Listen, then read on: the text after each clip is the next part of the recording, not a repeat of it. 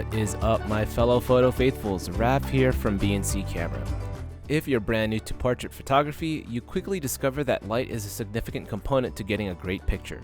Most beginners feel more comfortable starting with natural light.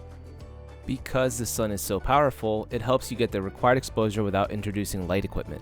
But what if the sun is too bright, or it's an overcast day, or the sun is setting and it looks as though you'll be a nighttime photography expert much sooner than anticipated? While the sun gives you a leg up lighting-wise, it also introduces the volatility of nature. It can end up being a challenging education in its own right, one that might make you start hunting for a studio space and investing in a couple of speedlights. The first thing to understand is that not all outdoor photography is the same. Your subject is still going to dictate the certain principles, and you'll have to adjust. Are you attempting an outdoor portrait during the magic hour, or are you shooting early in the morning? Each one of these will need its unique camera settings to capture the moment perfectly. Let's start with some settings that will serve you well. Aperture. The size of the iris within the lens and how much light you're allowing to pass through. If you need to combat a low light situation, you can open up your aperture to anything below an f4. However, this will only be effective for a subject, like an individual or inanimate object, due to the shallower depth of field a lower f-stop creates. If you need to focus more or take a group shot of friends or family, an f-stop closer to f11 is better. Closing down your aperture is one way to adjust the exposure during an overly bright day as well. Shutter speed. The amount of time your shutter remains open, exposing the camera sensor to light.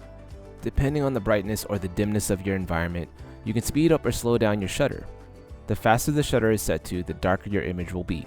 This is because you've allowed less time for the light to reach the sensor. If the shutter speed is slow, your exposure will become brighter.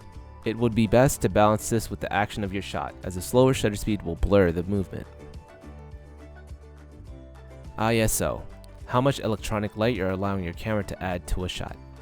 As a general rule, the lower ISO, the better.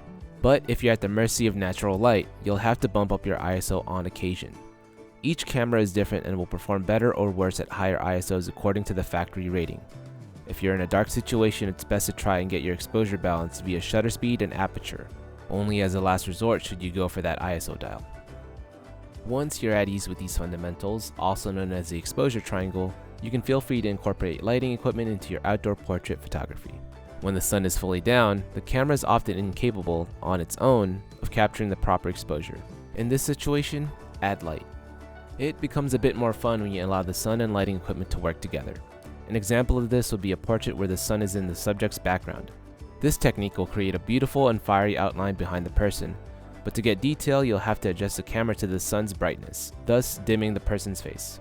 At this point, throw a bit of artificial light on the subject to balance the exposure.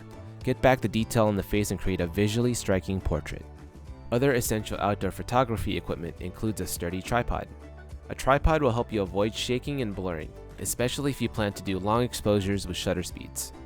A shutter release remote allows you to not physically touch the camera during said long exposures. Most cameras now interface with an application on your smartphone which comes with a remote function. And now that you've got great photos in the field, import them to your editing software such as Adobe Lightroom or Capture One. Edit them to lessen or embolden details that were either washed out by the sun or flattened from the power of its natural light. In softwares, you'll be able to adjust the overall exposure, highlights and shadows, and dive deep into color adjustment.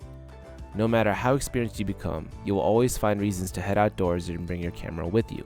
So when you're out there in the field, always be wary of the time and the lighting circumstances. Use what you got and make it to your advantage. And that is a wrap for this video. If you've got any tips of your own you'd like to share, let's get the conversation rolling in the comments section. If you found the video helpful, liking and subscribing would be greatly appreciated. Once more, this is Raph from BNC Camera.